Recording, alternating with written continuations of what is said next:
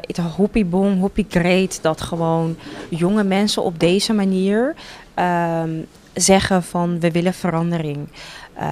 Wij willen het anders gaan doen. We willen ons gaan inzetten voor Ecomunidad, voor Aruba. En wat ik vandaag heb gezien en de gesprekken die ik vandaag met ze heb gehad, daar blijkt gewoon uit dat er een hele nieuwe generatie, een next generation, staat gewoon klaar om, of dat nou in de politiek is, de overheid is, het bedrijfsleven, maar een nieuwe generatie staat klaar om leiderschap te tonen. Het gewoon hobbyboom, ja. Nee, het hobby important is dat mensen weten en vooral de jeugd weten wat de specifieke relatie is met de Europese Unie. Dus ik heb vandaag bijvoorbeeld ook verteld over dat de Europese Unie belangrijke fondsen bijvoorbeeld, belangrijke subsidies geeft.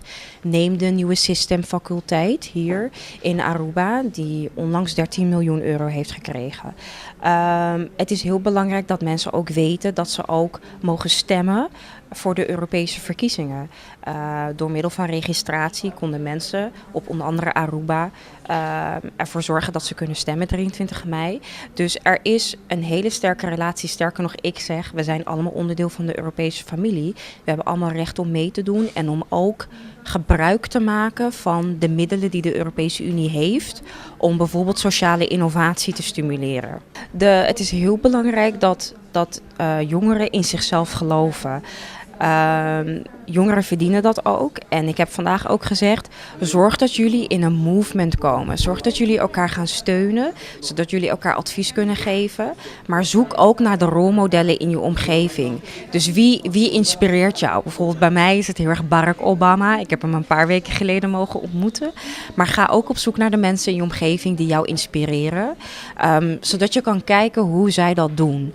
Maar vooral nu die nieuwe generatie, die next generation, stick together en organiseer jezelf in een movement van change en een movement van hope. Ik vind het heel erg belangrijk dat het Caribisch deel van het Koninkrijk zich goed gerepresenteerd voelt in de politiek. Het is 2019, het is heel belangrijk, het is tijd dat veel mensen zich herkennen in de politiek.